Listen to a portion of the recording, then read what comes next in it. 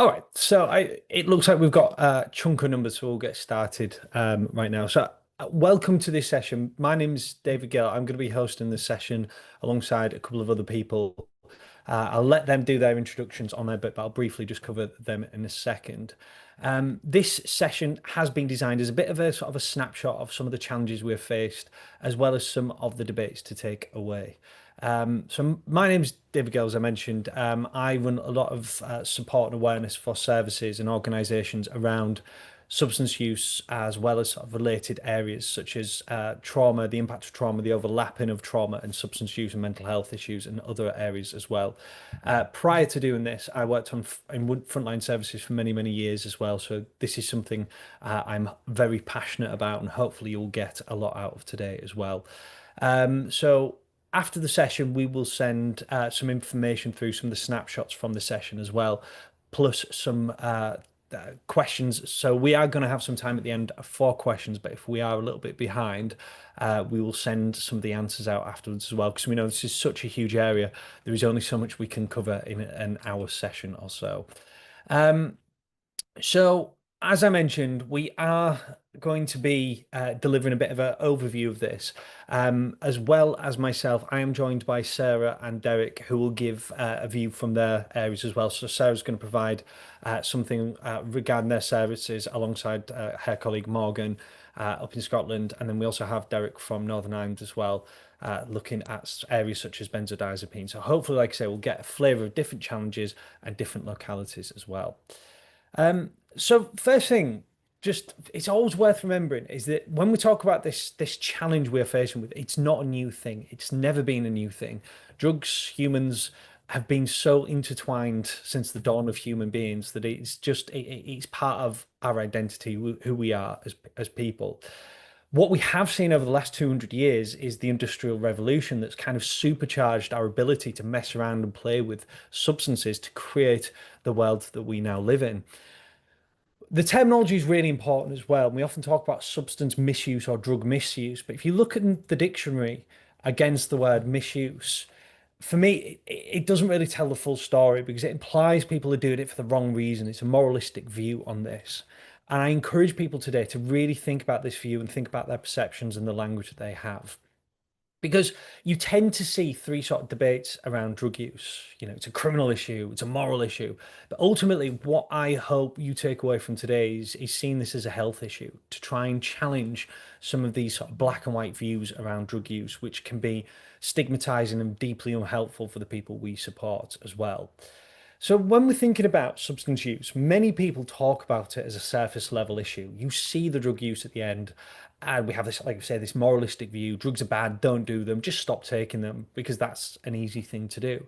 But usually below the surface, there is all sorts of challenges going on: trauma, behaviors, mental health challenges, physical health, homelessness, social factors, criminal justice issues, or another issue that often gets forgotten about: fun, enjoyment. People have used this and will continue to use drugs for many different reasons. And when we talk about drugs, of course, let's think about nicotine and alcohol in there as well. A lot of people do them every weekend and week for fun as well. But when we start to look at it from that sort of bottom underneath the iceberg, we start to see the dependency that gets formed on people because we start to use them to help us cope and deal with situations, or because we get so intertwined with the enjoyment aspect. But when we are working at it this way, that we do start to challenge that sort of moralistic view of drug use, and we start to look at why people are taking and what we can do to keep people safe, rather than saying to people, you should stop, or you must stop, or they're bad in some way, we start to look at it in a more nuanced way. And for me, as I mentioned right at the beginning, it's about challenging our moral and deficit based views as a society into a more strength based and trauma informed view. So when I mention trauma, there are many different sort of ideas and theories about substance use and trauma. And if anyone has kind of heard or read anything that Gabor Mate has ever said about it, that gives you a bit of an understanding of it. But ultimately, trauma is something that happens to us as human beings, and it leaves this lasting imprint. And one of the things that substances have often sort of been connected with is this ability to provide a response to it, usually through this need to self-soothe or escape the emotional turmoil that people go through. If that is also intertwined with learned behaviors, past experience, and the brain's fixation on immediate support needs, immediate gratification, these things can come together. And drugs do work. And that's the thing that people forget as well. In the short term, they give that people that connection, that love, that community, whatever it may be. But the more we use anything in this way, it can form this dependency, psychologically, physically, which then can compound this trauma. But it's a very nuanced area. And a classic model that's over 40 years old there, Zimberg's model, basically reminds us that there isn't such a thing as a typical drug user. It's dependent on different factors. What he called drug set and setting, the idea of what you take, what it's mixed with, what it's cut with, what's going on in your head, but also in terms of the settings that you are in, who you use it, where you use it. So many different factors will all affect our experience.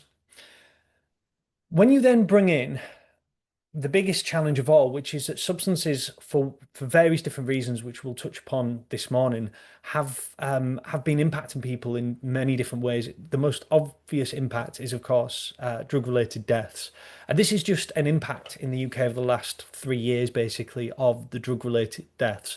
And there's a sad theme throughout all of the areas, which is that there tends to be occasional drop-offs, but over time we tend to see it only go one way.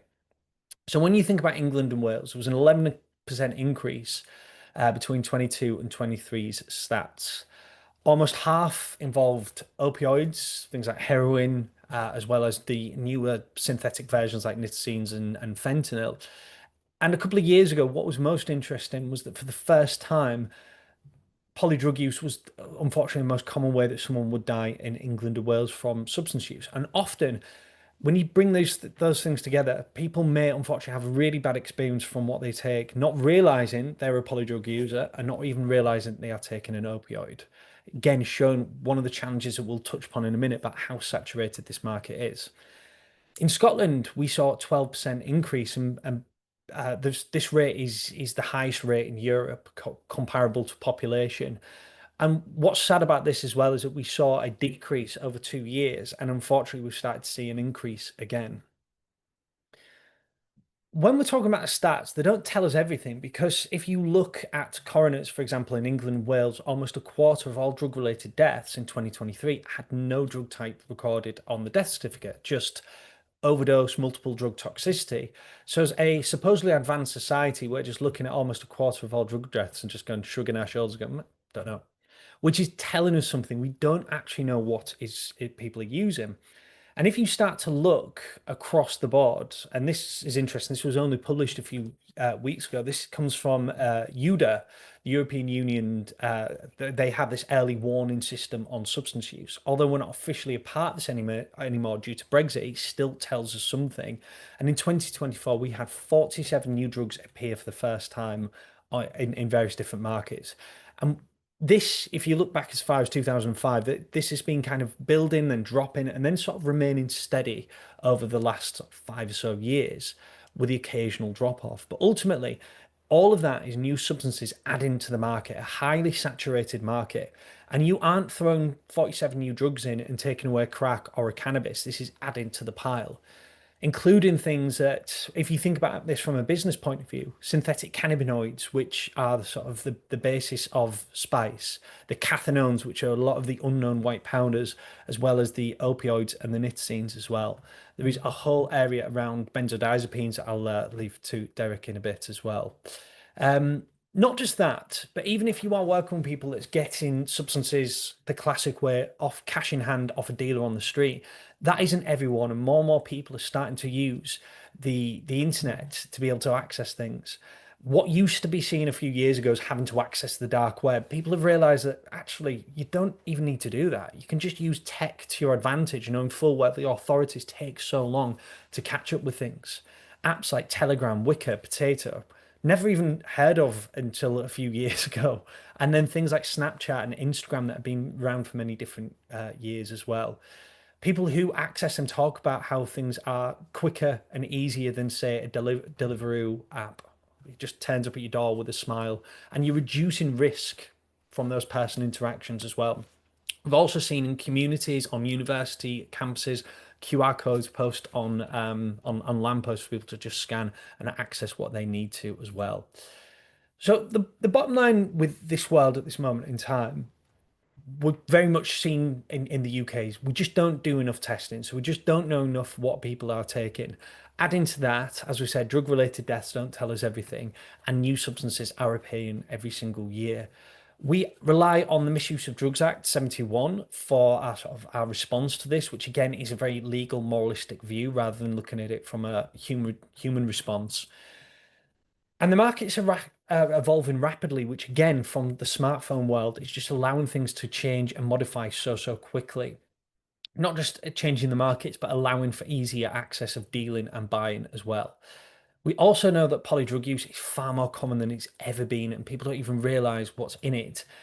And you throw into that the mixture of high strength opioids, which is a huge concern for a lot of people. They thankfully, touch wood, they don't seem to be having the sort of worst case scenario that a lot of people worried about, but they are still ticking along the background, and we still need to be aware of this. But what we can do is simplify this and remind ourselves that there isn't, you don't need to know 1,000 different substances. There is a really wonderful, simple model called the drugs wheel, available at thedrugswheel.com, that broke all of these thousands of different substances down into just 7 drugs families. Rather than thinking that you need to know 1,000 different drugs, no one can do that. I once made a mistake a few years ago trying to create a spreadsheet with everything in, broke down, had a little cry, can't be done.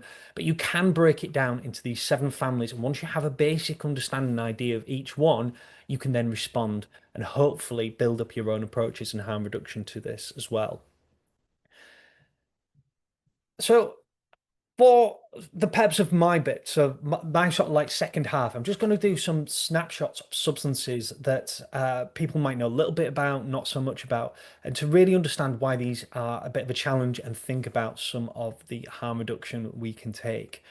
So synthetic cannabinoids, commonly known as spice, nitazenes, and ketamine. So, synthetic cannabinoid receptor agonists, not exactly something that rolls off the tongue, is a singular sort of group of substances that's 275-ish strains. We all say ish because we never fully know. The technical term is, like I say, synthetic cannabinoids. It's not synthetic cannabis because it can devalue the issue. There was a piece of legislation called the Psychoactive Substances Act 2016 that kind of banned the so-called new illegal highs that came into effect, like I say, almost 10 years ago now. And the brand names Spice, Mamba were the sort of things that utilised repeatedly. Since the ban has been in place, those brand names have stuck. What's interesting about these things, we often talk about them as a 21st century issue, but they originated in the 1980s by scientists trying to create cannabinoid-based medication. Couldn't quite be achieved, or the research was parked for whatever reason. And it meant in the 90s, people then got hold of this research and decided that they wanted to use it to make their own substance, their own legal high. But synthetic cannabinoids start their life out as a white powder. It doesn't exactly give off a cannabis vibe. So people mixed it with a liquid to break it down, threw in a herbal mixture. This inert herbal mixture is inert. It's just a carrier, mixed it all together, and then there you have your substance. How much is in there is a huge challenge. One of the things that we've seen is huge rise in adverse experiences of spice in the last few months. People have felt that the mixtures are all wrong and a lot more synthetic cannabinoids are in there than needs to be. But it originated as a substance that is used as cannabis. It was aimed at young people, hence by those bright packets in the early noughties. Young people tended to reject this relatively quickly because of how unpredictable it was, and it found its way into vulnerable adult groups, particularly street homeless and in prisons as well, because it wouldn't show up on drug testing. It was fairly easy to smuggle. And once something is in a prison, it's very hard to escape. But we've also seen a second wave now starting to hit, and this has almost gone full circle back to young people as well, where it's been found in vaping materials as well, particularly people who buy what they believe to be genuine cannabis products, and sometimes it can contain these things as well. You don't always need these huge batches to create them. You can just spray it on plant material as well with a bottle. But either way, you're not going to get an even mixture of what you're adding onto it. So there was a study from 10 years ago called the Neptune Clinical Guidance that produced this appropriate guidance to help services respond to this. One of the things that identified is some strains, and not all, can be up to 800% stronger than classic cannabis.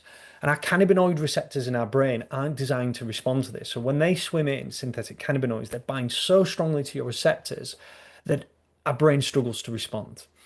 There is also the theory that it hits quicker and drops off quicker, so it's more likely to form those dopamine pathways in your brain, and that dependency is more likely to be formed. But there's a rationale. People use them for a reason. Euphoria, relaxation, forgetting your problems, condensing time, escapism. And when you think about some of the most vulnerable people we work with, when something is cheap, accessible, powerful, and it does those things, it makes complete sense. But the undesired effect of synthetic cannabinoids can be huge because it's all of those things that we talked about, cannabis just dialed up 800 times, potentially stronger. And even the vomiting, for example, can be not just the drug itself, but what it's mixed with. When you're smoking God knows what plant material or acetone, for example. But it's not just in cannabis style joints that we're starting to see it. As we mentioned, it's appearing more and more in vapes. Testing sites like Wedinus are picking up on it a lot more as well, which is proving a huge challenge because we just don't know exactly what people are taking. Again, a common theme. So it started out as a safer alternative and it's found its new life, like I say, in some of the most vulnerable adult groups and now in vaping materials. If we think about another case study, again, I'm not going to go into too much detail on this because you may have heard of Nitazenes. So these are synthetic opioids that are designed to be so much, which are so much stronger, sorry, than opioids like heroin. And I think when they first appeared, people didn't quite realize how much stronger we are talking about here. The first wave was in about 2018 with fentanyl. And one of the reasons why that dropped off was China, for example, banned fentanyl production, which led people to look at alternatives, which after the pandemic, we saw nitazenes first appear. But if you trace nitazenes back, they're not new. They began their life in the 1950s. Again, a common thing here. So much of this isn't new. It's just sort of lie dormant, ready to be refound and modified and played around with. It was discovered in the 1950s, too strong. No one could quite figure out what to do with it, and we've now seen it appear on the illicit markets as well, not just in illicit batches of heroin, but we have found it in things like benzo pills as well. And when we're talking about how strong they are, I think originally when they first appeared, people assumed that they were strong, but they didn't know quite how strong they were. And they can be hundreds of times stronger than heroin, and heroin is already a strong substance. Most nitazenes are now controlled under the Misuse of Drugs Act, but new are appearing all the time. And they are easier to produce because you don't need the opium poppy to, like we see with heroin as well. Heroin hasn't gone anywhere. It is a popular substance and it probably won't go anywhere. But synthetic opioids are also adding to the pile, which is a huge, huge problem. And there are other issues as well alongside it, things like xylazine and other substances that we don't have time to cover. But again, this is a huge challenge. And when we talk about huge challenges, one of the other things that we're seeing as well is the impact on of substances that kind of be in the background as one thing has started to modify into something else, such as ketamine, a huge issue that I'm doing a lot of work with at this moment in time, which for many years has been used medically for humans and animals, and it started to become a club drug in the early noughties. Its popularity has drastically increased as well. And we've started to see young people are starting to embrace it more in particular. So these are some stats how we're just starting to see some increase across the country in different patches as well.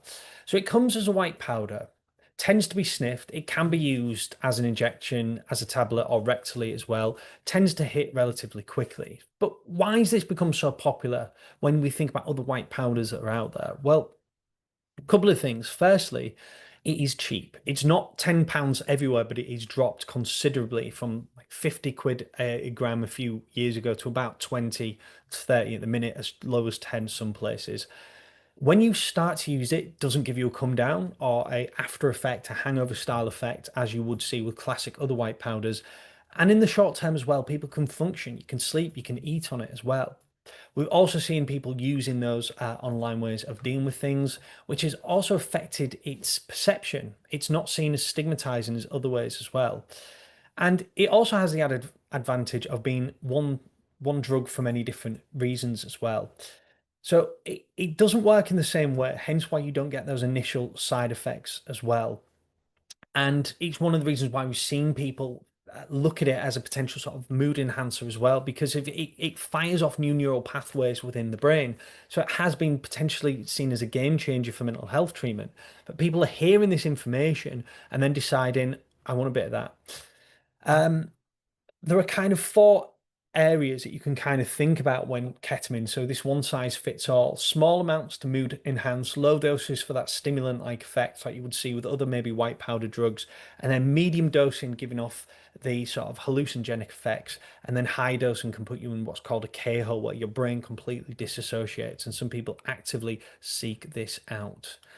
One of the biggest problems is the effect it can have on your body. So it can impact your body in so many different ways, including on your bladder, which a lot of people talk about.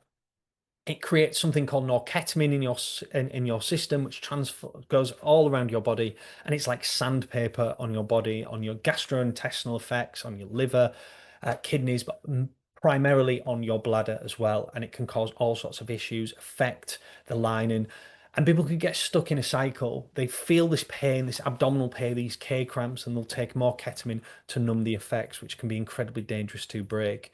Not everyone will get here, but it is something to remember. So, when we're talking about this, my last thing that I want to kind of focus on is around harm reduction and reminding ourselves that if we go in there with drugs are bad, don't do them, people will not engage with us. We need to keep people alive, build trust relationships, be evidence based, and we want to support people and we don't want to condone their behavior, which is often a misunderstanding of harm reduction. I'm not going to go into too much detail of this because this will be sent out afterwards as well, and there is a lot more information I can share with you if you wish. But it's getting across these messages and then using your human skills, your ability as a human being to connect and challenge shame and stigma and help people to make decisions in their life.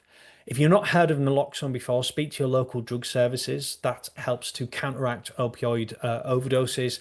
And every local drug service can support you and help you with that if you work with anyone who is potentially at risk of using substances. We also need to push to get it tested. Testing options in the UK is fairly limited. But again, speaking to your local drug services will help you. And if in doubt, go to a website called Wedinos. It's a UK wide. It started out as a Welsh only, but it's a UK wide testing service that can be really beneficial. Um, One of the things I would say as well is screening people can often be one of the biggest challenges. And in the current climate, what you can do is modify your approach rather than feel that you've got to know everything. You can shift up approaches. So this is something we've developed called a route of administration screening tool. So it's based on the classic DAST-10 drug and alcohol screening tool, 10 questions from the 1980s. And rather than saying to someone, do you use drugs such as, you simplify the questions. You focus on the route of administration. So you're taking any shame and stigma away and letting that person tell you everything. You soften the questions and it gives you an idea of what the score should be. And it helps you guide those questions. You can then frame it with a simple model called elicit, provide, elicit, where you help people to understand what they're taking, the dangers in a nice, neutral, and structured manner. Again, more information around this, happy to share it with you as well. But ultimately, what we're talking about this, when we're talking about substance use in this current climate, it's a huge area. Like I say, I deliver all sorts of training around this, and ketamine is sort of the big area at this moment in time. But it's always worth remembering the underlying reasons, the why as well. What rather than looking at people and thinking about what's wrong with them, what's happened to them, why, moralistic view, think why they use them, what does it do for them, what's the good thing about it, and how can we build up their resilience and help them with their own support and recovery.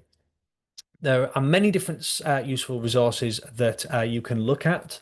Again, I will send this out after the material, after the session as well. But I just want to make sure I'm keeping to time as well. So hopefully that will kind of set the scene and see some of the challenges. And I guess at this point, I just want to say welcome to our team from Crew. So that's Sarah and Morgan. So do you want to jump in with your bit then? Indeed, we will. Okay. I will wait for Morgan to share our wonderful presentation. I'm preemptively saying it's wonderful. Hello, everybody. I can see there's quite a number of people here that have joined us, so thank you for that. I'm Sarah. My camera's off, but you can see the presentation a lot bigger with my camera off. So I'm Sarah. I'm the Emerging Transit Training Coordinator from Crew 2000, and I'll let Morgan introduce himself. Hi, I'm Morgan. I'm Crew's Training Development Officer, pronouns he, him, based up in Edinburgh as well. Perfect. And if we move on to the next slide, we'll try and keep it quite pacey for you, as you'll be happy to hear. Okay, so what we're going to do is we're going to summarize the key trends that we're currently seeing in Scotland at the moment.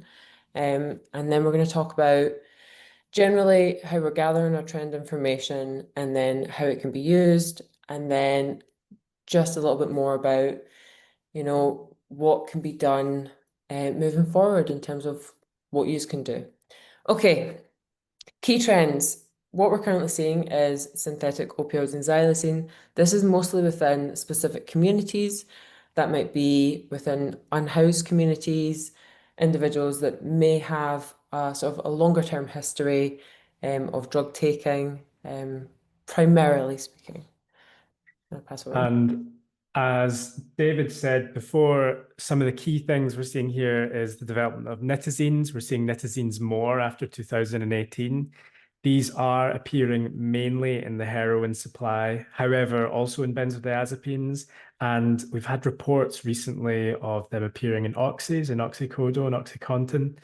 And these are not usually sought after, so they're appearing in contaminated samples. Perfect. When it comes to our street benzo and fake benzo market, it's a little bit more complicated. Benzodiazepines is a very complex market in Scotland. We see it within our 35 to 50 unhoused individuals, again, taken for different reasons. But we also see it within student and young people as well, who may be taking it for anxiety or as part of their sort of more routine drug taking. And benzos are one of the key drugs that we're seeing in drug-related deaths in Scotland, alongside opioids. Now, benzos, when they're being prescribed, are only ever prescribed for no longer than a month. They're prescribed very short term. And so when people are accessing them over long periods of time, they're getting them from street dealers. So these are street benzos. And oftentimes these will be benzos that are actually not prescribed. So the ones we've been seeing recently are bromazolam and etizolam. But we also have things like alprazolam, which people might better know as Xanax, which is not something which is prescribed in the UK. Even people who think they're maybe accessing diazepam, Valium, which is the ones that are prescribed quite often, we've seen in tests submitted to Wedinos that a lot of the time these are actually fake benzos. So benzos that look real, look legit, come in the blister packs, have the prescription info with them, but actually can contain all different types of psychoactive drugs, including nitazenes. Yeah, one of the test results that we got quite a while ago now was that a third of the diazepam pills within a specific period of time turned out not to be diazepam, 50% were bromazolam, and one actually turned out to be atizolam. Moving on to cocaine and crack trends, what used to be our sort of heroin market has actually shifted quite a lot, quite considerably towards cocaine and crack. IEP providers are now reporting more cocaine, and in terms of crack trends, we're seeing an increase of that in general across Scotland. And for specific figures, there was the Needle Exchange Surveillance Initiative, which is conducted by Public Health Scotland. And in 2023, of people who'd been accessing injecting equipment providers, they found that 72% were taking heroin and 60% were taking cocaine. And that is such a huge change, and that's mainly occurred over the past 10 years, partly due to supply changes, accessibility, and cost. And when it comes to cannabis and synthetics, cannabis obviously worldwide is one of the most taken drugs. That is obviously not specific to a particular age group in Scotland. We are still very aware of cannabis. Synthetic cannabinoids, We are aware of that being, as David has just said, being particularly taken within specific groups, unhoused, and also within relatively inexperienced if somebody's not necessarily aware of the fact that it's synthetics. And I'll pass over to Morgan for the stats. So we're getting a lot of reports of people who are consuming THC vapes and actually they're having synthetics inside of them. There's actually between January and April of this year, Wedanos, which is the Welsh drug checking service mentioned earlier, they analyzed 60 different vape samples. 41 contained no THC at all, and 27 contained synthetic cannabinoids. So that is quite a stunning statistic. However, I will also add that just because something's been submitted to Wedanos doesn't mean it's representative of the overall drug market. Chances are, if somebody's hitting a THC vape and it has the complete expected effect, they're probably not going to get it tested. But it does show us that this is a trend that is happening, and we've been having people coming into our drop and asking about it as well. Yeah, and for more information on what we found from Wedanos, we actually posted something on 420 on our website, but it's also, I think, still on our Instagram. So if you want to check that out for more information, it's there. Finally, ketamine in young people. Don't want to go too much into this because Dave's just covered it, but we are still seeing, even in Scotland, the trend with ketamine in young people, and we'll talk a little bit more about that when we go on to the next few slides. Yeah, and just to illustrate that, finally, in England in 2023, the number of adults referred to specialist treatment for ketamine was about 4 to 5 times higher than in 2013, and that aligns with what we're hearing from our counselling service. Amazing. So what we're going to explain is drug trends. How do we know what we know? We've just explained it very quickly, all our key trends, but how do we know that information? So we're Crew, for anybody who has not heard of us before. We are currently physically located in Scotland, in Edinburgh, on Coburn Street, so just at the Waverley train station. It's up a hill. I have to say I don't enjoy walking up that hill with resources, which I've had to do recently. It's a bit of a steep hill, but it is there. We're quite easy to find. We have a drop-in location. We're open Monday to Saturday 1 till 5. Thursday we're open 3 till 7. All of the information is available on our website. Wouldn't expect you to remember it. I struggle to remember it. We also have our counselling service for individuals that are based in Edinburgh. They offer quite a number of counselling sessions for anybody who needs them, for any support with psychostimulant drug taking, whether that is to reduce it or whether that is to completely cut out whatever drug they're taking, or even if it's just to talk through what's going on for them in relation to drugs. They offer quite a number of sessions, but there is quite a long waiting list, and as I said, for people based in Edinburgh. There is also our expert witness service, primarily focused for people in Scotland because that is their specialism. For anybody who is seeking support and is currently needing information or support from an expert witness, their solicitors can make contact. Information is available on our website. And there's also our nightlife harm reduction, which is our festivals. We'll go on to talk about them in a second. And our training team, which is me and Morgan. I'll let Morgan speak a little bit more about ourselves.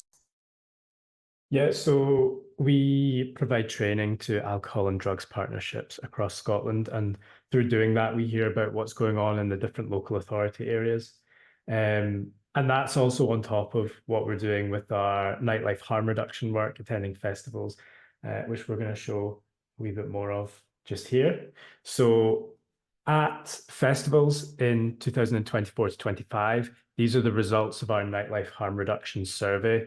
These are surveys that we take in our chill out spaces at festivals where people can come to if they've maybe been a little bit overwhelmed, feeling like they need a place to chill out, especially useful for people who've maybe been taking stimulants or psychedelics and need a change of environment so that they can calm down and ground themselves. So you'll see that among the drug trends, we're seeing pretty much what we'd expect. Alcohol continues to be the most popular drug, MDMA closely following, than ketamine, cocaine, and cannabis. However, maybe what is worth saying is that in recent years, we've seen ketamine and cocaine become a lot more popular, which follows the trends of what we would expect. The other thing maybe worth mentioning is that because these are festivals in Scotland, they tend to be dance festivals on the Central Belt. We are usually surveying people who are between the ages of 18 and 30 years old. On top of this, we also have the statistics gathered from our drop-in on Coburn Street in Edinburgh. So these are similar, but a little bit different. These are statistics of drugs discussed during brief intervention discussions. So these are when people come in to talk to us about drugs, and specifically where we initiate a brief conversation where we try to identify possible harms and suggest ways that harm can be reduced. So these trends are very similar to what we've discussed so far. You can see, as a result of the drop-in being quite a cross-section of society, the opioids and cocaine are much, much higher than they were in the festival statistics. But it's also worth noticing that we're having lots of discussions around naloxone, which is really, really good. If you've not been trained in naloxone, highly recommend you do that as soon as possible. And we provide this at Crew as well, if that's something that you're keen to get access to. Amazing. So apart from the fact that we gather our own information through our nightlife harm reduction, our festival work, the drop-in itself, we also gather it through other means, which is, as Morgan said, we do training. We actually, that little map on the side of Scotland with the little pins in it, is from training that we done last year. So they're all the areas that we went, all those places that we went and services that invited us to do training. And every time we do training, we try and gather some trend information in the local area. That gathers some intel for us on local areas of what trends that they're seeing in their services.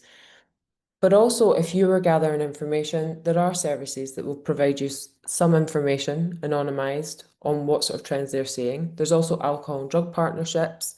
We gather information from them as well on what trends they're seeing in their local council areas. It's very helpful for us to see if there's anything going on that could be beneficial for us to know about. It helps inform our harm reduction resources that we create. It helps inform the general trends in drug alerts, so that when we have information, we know whether or not that's something that we need to put an alert out on, or whether it's something that actually doesn't reflect the trends that we're seeing at the moment within our areas. There's also drug alerts that we get from the rest of the UK that might be valuable for us to know about, or it might be something that we're not actually seeing anywhere that we're going at the moment. And that moves on to radar. So another key place where we access our drug trend information from is radar, which stands for Rapid Action Drug Alerts and Response, a name definitely picked just because they wanted it to be called radar. And this is run by Public Health Scotland. It's a very, very vital and useful service for all drug workers in Scotland. It's a public health early warning system. And so how this works is they encourage services, the police, prisons, and really anybody who has a stake in supporting drug workers and understanding the trends in the country to bring intelligence forward. And it's the role of radar to look at intelligence on drugs from all different places, gather together the scraps and try to put together a narrative to try to understand what we're seeing. So we may get a number of reports of synthetic cannabinoids being stronger than expected across different local authorities. And as soon as we're able to piece together what might be happening there, it becomes a trend which is reported in the radar quarterly reports. And this also compiles information from toxicology, from assist, and from all different areas of the Scottish Drug Services, which is really, really brilliant and really, really, really useful. Down south in England, there are a few similar services. Manchester have a drugs early warning system, and that operates very much the same way. We also have Wedanos, which was touched on earlier. Wedanos is really the best of what we have when it comes to UK drug checking. There's only a few ways that you can test your drugs. There's test strips, which have been talked about a little bit, and reagent drug checking kits, which you can do at your home, but are not ultimately as scientifically accurate as we would really want. Wedanos is the gold standard. How it works is people can send in samples of their drugs to the laboratory in Wales. They'll get tested to identify exactly what's in the sample, and then these get posted anonymously online. So that gives us a picture of what's happening across the UK, and we can even hone in on different postcode areas. And just to reiterate what we were saying earlier about the benzo market, these results actually were just a specific area code. I don't know why. I think it's very similar to our postcode actually. We thought we'd look up what was going on, and actually the most recent tests seem to be very benzo specific. So all of these are benzos that have been sent in where the purchase intent was one particular, well, two of them were actually. One's temazepam, turns out it's atizolam. One was Xanax, alprazolam, turns out it is paracetamol and bromazepam. There's actually a recent Safer Party result which shows that Xanax, alprazolam pills are being pressed and actually they contain purely paracetamol, which obviously has harm reduction concerns of people potentially redosing and ending up taking basically quite a large amount of paracetamol, and there would be no benzo involved at all, but the risk would still be there because high dose paracetamol would be quite harmful for someone. And then the last one was pregabalin. We are seeing quite a lot of pregabalin in specific areas with specific groups, and that was the last result. We do also have information about the testing strips, so if you have any questions, feel free to drop a question about that and we can provide information.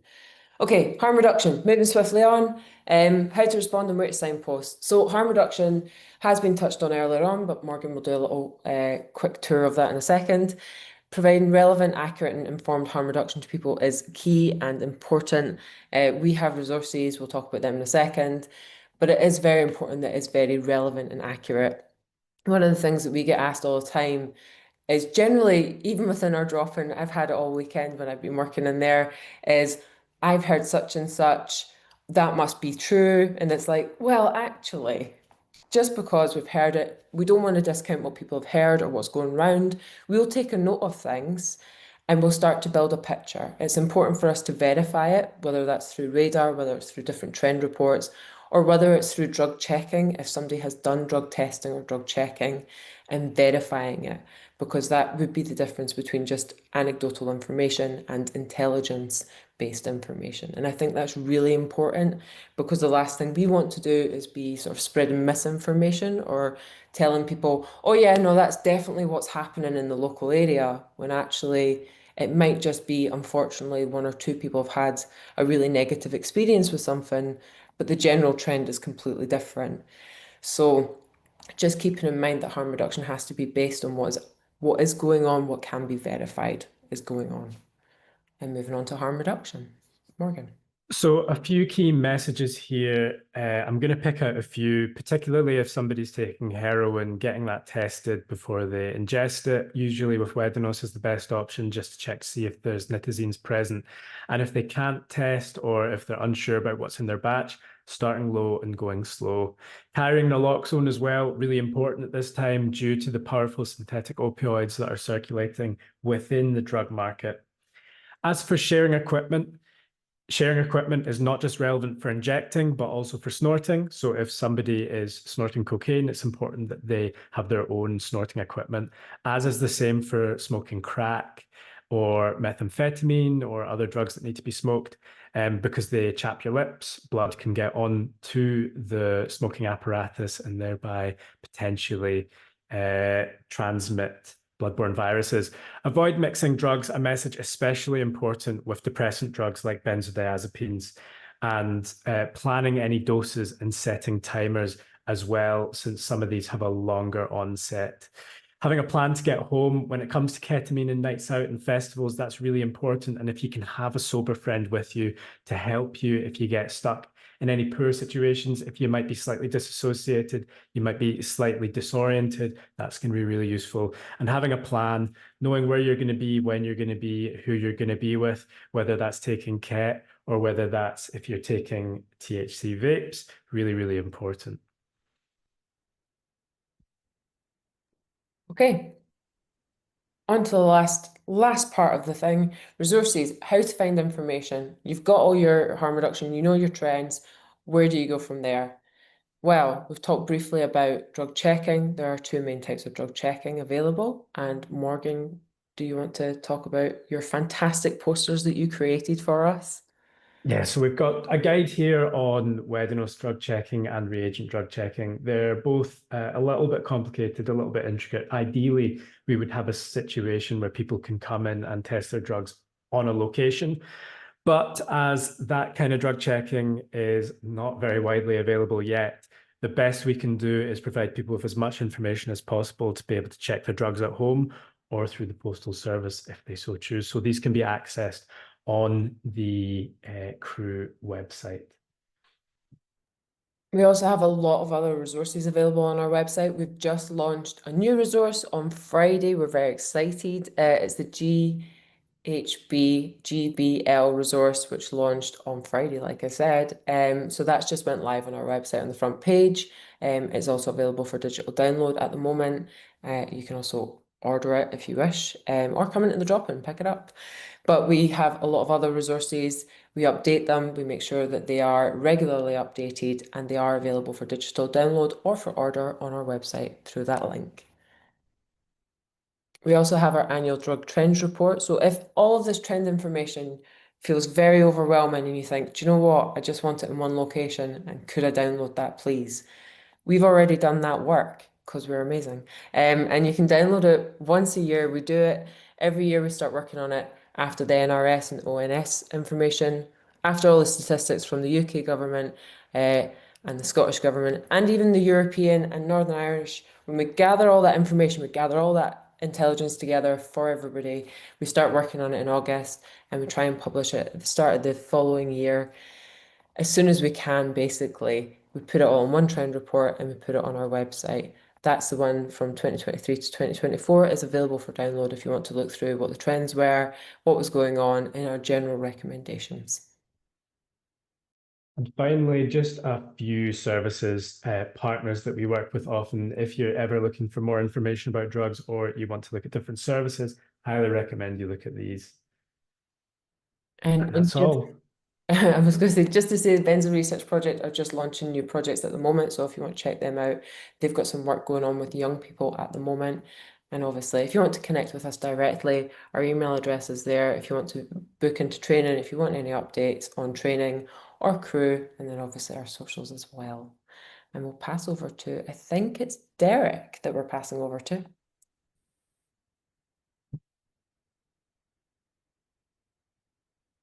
Hello, thank you very much for that, Sarah Morgan. That was absolutely brilliant. I'm just going to share my slides.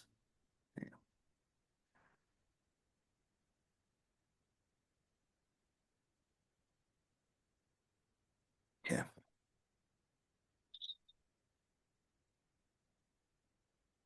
So I'm going to be talking about pharmaceutical medication, black market medication, and the effects that we're seeing within Northern Irish context.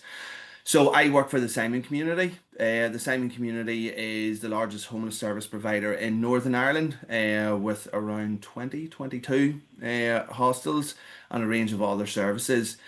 And my role would have been, I was initially a harm reduction worker working in outreach services for years, but I was the drug and alcohol coordinator for all our services, and we would have been working with different sort of statutory agencies and other charities around substance use. So the thing that we have found the most is Northern Ireland has a very unique and complex substance use history. Whilst we do see the typical ones, the likes of cannabis and heroin and things like that, and we are seeing an increase, bit like what we're seeing in Scotland and England, an increase in cocaine and crack. Ireland generally has been very pharmaceutical based. We have some of the highest amounts of pharmaceutical use per head of the population in the world. So why is that? So to the of the Medicaid argument. So we had initially in the 60s and 70s barbiturates. So barbiturates are very, very strong anxiolytic drug for treating anxiety, but they had a lot of serious. So what we did was in the 80s, the cure as which was benzodiazepines. It was seen as this here new drug with zero side effects, no issues. But as David had, or I think, or was maybe Morgan had said earlier on, benzodiazepines are not for long-term use. Benzodiazepines are for short-term use. Whenever they're used short-term, they're very what they do, but long-term use, they actually exacerbate the problem that they're trying to sort of alleviate with. So what we seen was a massive increase in benzodiazepine use in Northern Ireland. People were calling their doctors and going, "Doctor, I'm awful stress, and oh, must be stress of family, stress of work." But it wasn't. It wasn't anything to do with that. It was the fact that Northern Ireland was in the war. It's referred to as the Troubles, but realistically, I think that doesn't do it justice. It was a civil war where people were seeing all the people being blown up, people were seeing shot, paramilitaries were in control of different areas. So that is stressful. That is not good. And what that does is that causes people to seek help. So what was happening was that people were going and saying to the doctor, "I'm awful stressed at the minute. It must be work. It must be family, life, stuff like that." They were suffering from trauma. And what we have found is that Northern Ireland has some of the highest rates of PTSD in the world per head of the population. So there was a study done by the Centre for Trauma and Transformation, and Northern Ireland has the highest rate of PTSD according to a major international report. It had cost the now this was 10 years ago. It cost the public purse 175 million a year. I would hazard a guess it's a lot more now. It was taken in 30 countries, including places such as Israel, Lebanon, Palestine, Vietnam, Cambodia, and we in Northern Ireland has a higher rate. This one really shocked me. So it was suggested that nearly 40% of the population who basically witnessed the troubles have potential for having PTSD.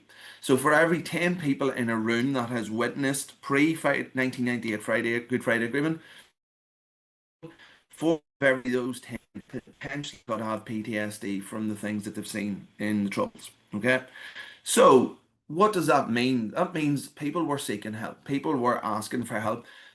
Fortunately, because of several issues in our healthcare system in Northern Ireland, they weren't getting the help. It was a medicate versus treat argument. So people were going and asking for help, and instead of being given trauma-related therapies or proper support, holistic support, they were just medicated. And they were medicated with pains. Um, so what we so this was a stat that was taken. Derek, So sorry to jump in. You're just cutting out a little bit. I think it might be worth just turning your camera off, and then hopefully that yeah, might no stop the problem. bandwidth issue. Sorry. Yeah, no problem. Wait a second. I'll just.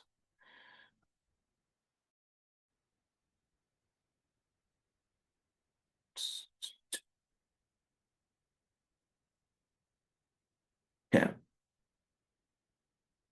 Is that a bit better now, David? Yeah, it just cut out a few times. Hopefully this should be all right now. Okay.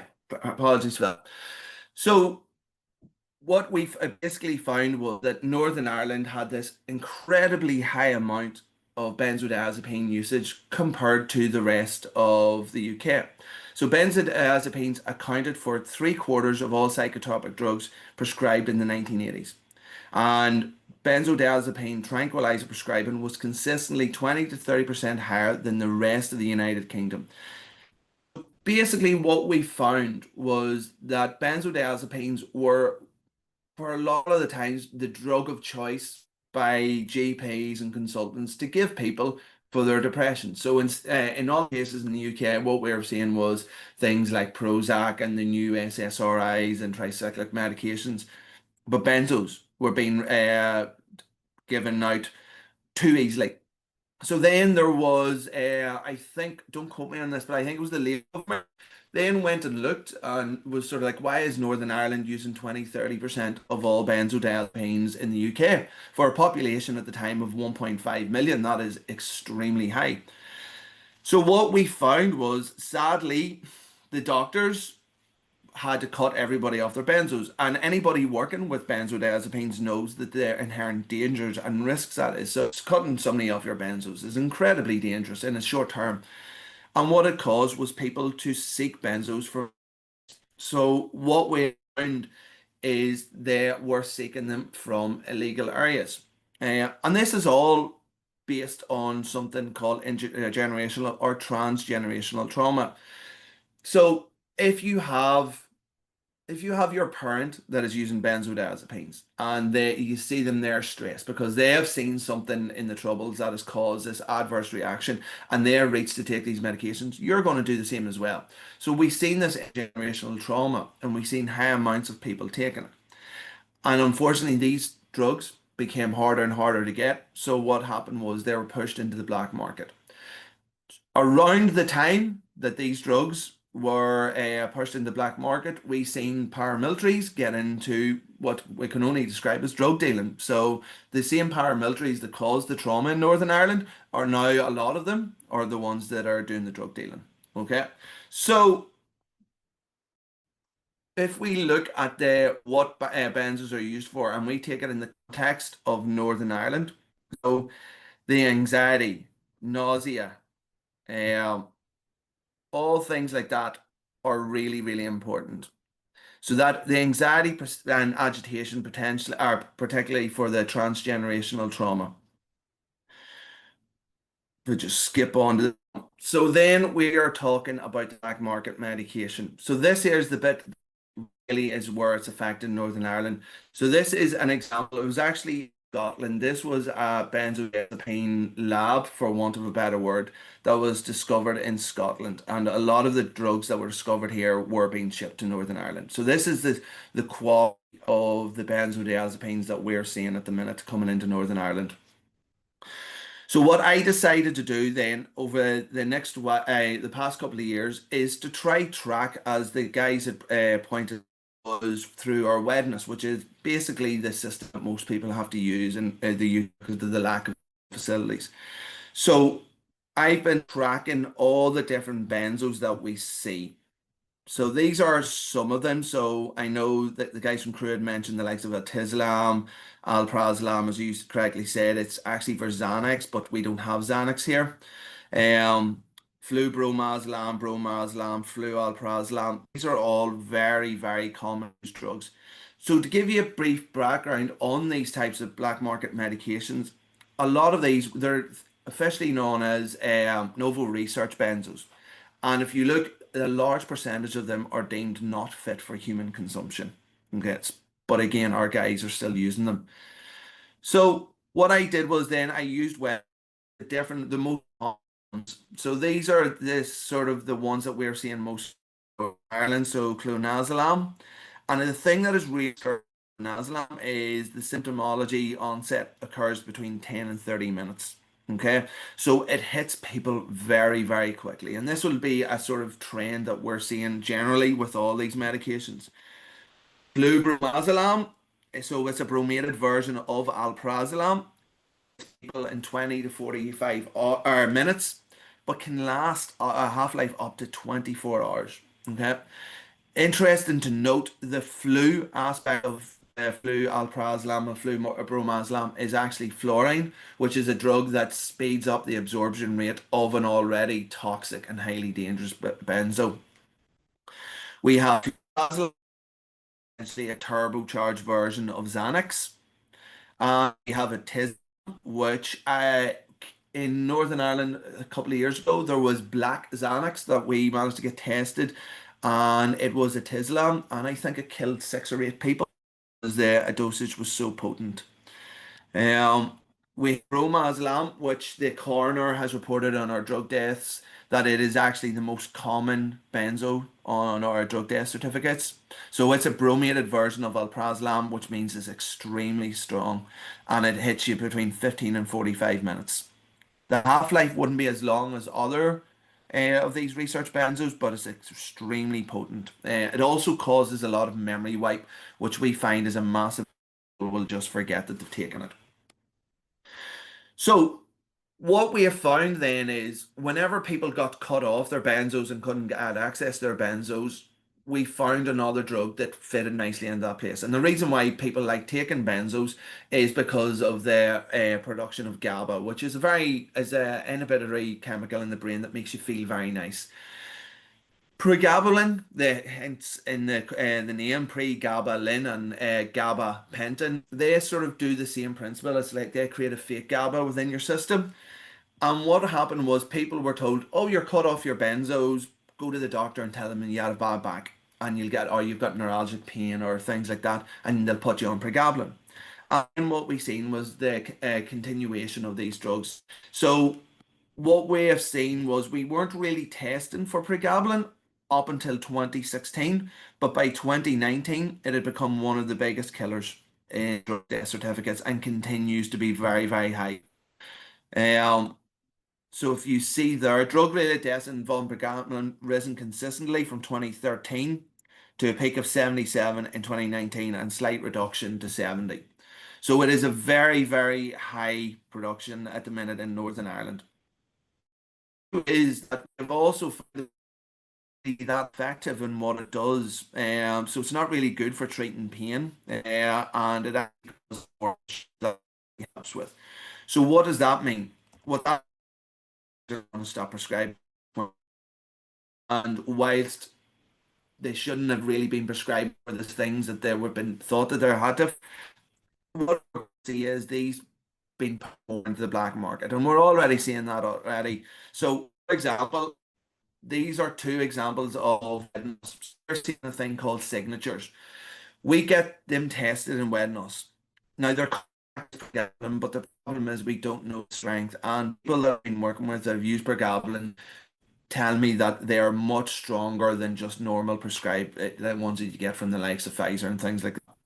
The other one here, the direct sleeping pills, this was done from just a quick Google search. But if you actually go and look at the IP address of this direct sleeping pills, that IP address is from somewhere in India, and it's actually fake pregabalin as well. So this is where we're at the minute, where these people are now being cut off their, and what is happening is people are then sourcing this illicit type of pregabalin, uh, which is causing major issues for us in Northern Ireland at the minute. So we're not only dealing with research benzos that are causing, overdoses and death. We're actually dealing with these increasing pregabalin usage, which is just so dangerous and so hard on the body. So that is my presentation. Again, thank you all very much. And if you have any questions, please feel free to ask. Thank you, Derek. Brilliant stuff. So thank you everyone, Derek, Sarah, Morgan from Crew for your wonderful insights as well. I think there's been a few messages in the webinar chat. If you do have any questions, pop them in.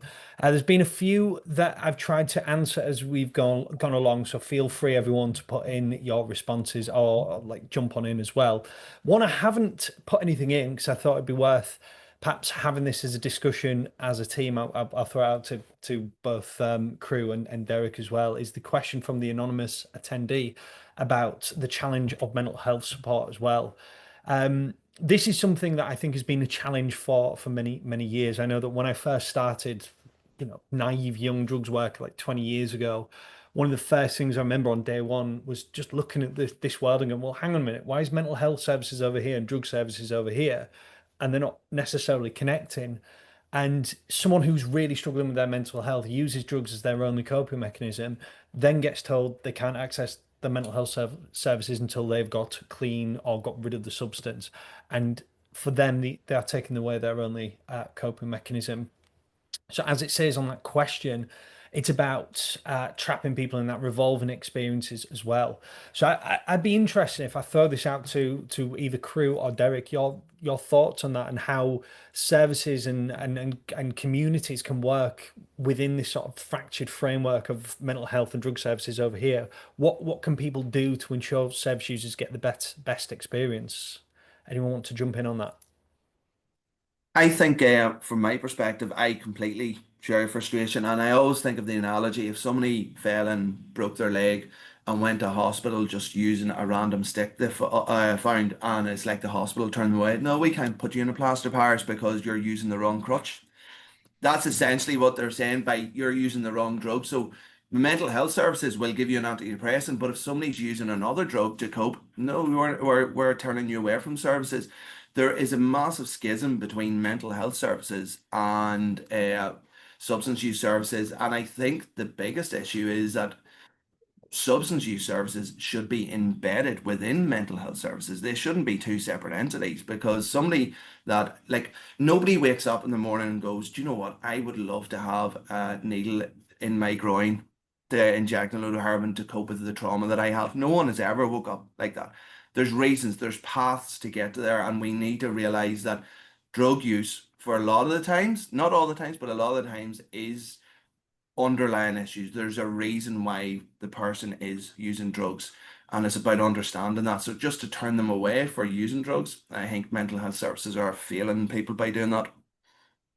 Yeah, and I guess what I'd also jump in on at that point is to say that this is a structural issue, a structural challenge, because it's how communities are told to commission services. You are told to commission a separate drug service, to not have them embedded. Maybe one, I don't know if people are aware of the term dual diagnosis, having that sort of one worker that deals with both, but even then, it can feel like that is even more of a challenge, because it's like, where do I sit and how do I get that support I need? So I think it's very easy for us to, I know I've done this sometimes, and look at mental health services and go, you need to do more, but it's a structural issue. It's a national policy issue that's very, very far behind where it needs to be. But yeah, brilliant way of describing it, Derek. Thank you. I was just Sarah, yeah, do you want to jump on in? Yeah, I was just going to add that some of the work, or a lot of the work that we do within our drop-in, is related to young people and young people focus, so sort of 13 to 25-ish. And so obviously when there's young people and mental health and potentially drugs or alcohol or both, there's even more complex situations where there might be mental health services involved with a young person, but as soon as there's drugs involved, then there's potentially safeguarding or what other factors need to be considered. And so then there's another more complex situation that might be going on. And how do we provide support, or what support, or how does someone be supported? And then there's a lot more complexities, because a lot of the time when young people come to us, is I know if I'm honest about the fact that I might take cannabis, or I might take cocaine to help me with my undiagnosed ADHD, or I might do this to help with this thing, or I might be taking benzos to help with the fact that I'm anxious, or whatever is going on with them. If they're honest about that, then their mental health support might change, or it might be unavailable, or what happens when they age out of the process. So it's a lot more complex when we're speaking and supporting young people, just to add in a more complicated aspect to it. And I know that there's work that's just been released by the ACMD, the Advisory Council for the Misuse of Drugs, relating to young people and how we support them in terms of structured services, and working together. But it's not it starts with young people, but it obviously has to expand outwards to everyone, and how we support everyone with such a complicated situation. Brilliant stuff. The follow-up, I guess, question from Liz there is about, does anyone know of any real success with dual diagnosis? I guess, again, Derek, Sarah, Morgan, from your experiences, have you seen any good practice? And if so, what was it about that worked for people then? From my perspective, yes. One of the things, for all its faults in Northern Ireland, we are actually very harm reduction focused in a lot of different areas. I know personally that I've worked with a lot of guys. Like, whenever I was outreach, I was working with guys in the community, and the statutory services as well we would have used the dual diagnosis approach. I think the key to it is it depends who you get, and it depends who wants. Some people really believe in the dual diagnosis approach who work in the statutory services, and some people don't. So, from my perspective, I have worked with some people that have been absolutely fantastic and really understood the principles of harm reduction. On working somebody that has dual diagnosis of comorbidity have been really good. The only thing that I would say is, from our perspective, there is some confusion around dual diagnosis in what it actually is. So, is it somebody that has depression? Is it somebody that has trauma? Is it somebody that has personality disorder? Each different trust has a different perspective, and that sometimes can lead to schisms in the type of support that that person get. Because personally, I think somebody with a personality disorder or somebody with, sort of depression or trauma should be classified here, and they may be using substance use. They could be classified as dual diagnosis, but other ones don't. So that's a struggle for us. Yeah, no, I completely agree. That's a really good point. It's such a vague term, and I would say, just from my perspective, particularly in England, a good example I've seen. The problem I've seen with good examples is usually we just get people around a table, get a lot of multidisciplinary teams together and talk through challenges and work out how to best support people. But with commissioning cycles often being quite short, thankfully we've maybe seen a shift now, is that when you do see pockets of working together, because this service has only been commissioned 3 or 4 years, something works really well and it gets decommissioned and a new service comes in, and usually you've got to start up again. One big drugs charity has a contract for several years and another one comes in, and you're constantly trying to build new ways of doing things. So when I have seen good examples, it tends to be short term, which is incredibly frustrating because it's the staff feel it, and also, like, ultimately our service users feel it as well. They feel let down and I guess lied to on occasions when they've got this support, and all of a sudden it just drops away. Sarah, Morgan, any thoughts about that in terms of good practice around dual diagnosis, what you've seen or what you've heard from any of the services you've worked with? I think, just as has been said, I think it does depend on which services are involved, who's involved. I think one of the things that is quite, I guess, fortunate is, obviously in Scotland, drugs and alcohol are very much being supported and viewed in a very health focused way at this point, where there's a lot of work being done to try and combat stigma and really try and support people in general. And I think there's a lot of work being done there. Um, and I think a lot of services are doing an awful lot of work. I do think that that is helping in aspects of allowing some people to get support and some people to feel more able to talk about drug and alcohol experiences, and if they're needing harm reduction or IEP, or if they are needing that support. Is it perfect? Is it a system that's working for everyone? Is it a system that's working rurally? Is it a system that's working um, perfectly? No. But is it a system that is doing better than treating it in a very criminalized way? Yes, it's doing better than that, I think. And I think there's a lot of positives that's coming from that aspect. But I do think, yeah, as was being said, we do, it does depend on who you are, who your worker is, how overworked your worker is, what the funding situation is for that service. And I think that's something that we are going to be, as a community of harm reduction specialists and experts, and everybody who's probably joined on as participants to this, probably can all feel in their own way. Yeah, brilliant. Thank you, Sarah, and thank you, everyone, for your questions. There has been a few of the questions in that we've tried to answer as we've gone. I know there's a few around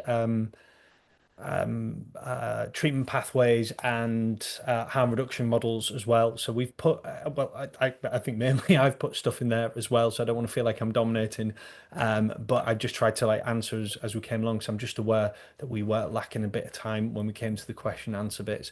But what I would say is, like I said, if you do have any more questions, please do get in touch. I put in a few resources in the chat as we've gone along. I would say a really good resource, just kind of my final point, if you want to kind of keep on top of things, because these things change so much, and sometimes you can be sat there thinking, how on earth do I keep on top of things? There is something called the DS Daily email. If you click on that link, it has a thing in the top right corner saying subscribe to our free daily email address, and it comes into your inbox Monday to Friday without fail, usually about 7 in the morning. It's sponsored by the big UK drug charities, and it gives you UK based news, global news as well. and it's well worth looking into. Other than that, all I would say is also visit, oh, Sarah, you've preempted me. Visit Derek and Sarah's services. They do such amazing stuff as well. And I think it's like anything else. If you ask around, look around, you will see wonderful, good practice out there. And like I said, drop me an email. I'm always happy to put you in whatever direction I can as well. So I guess just from me, that's probably about it. All that's left for me to say is thank you to Derek, Sarah, and Morgan for your thoughts and amazing presentations.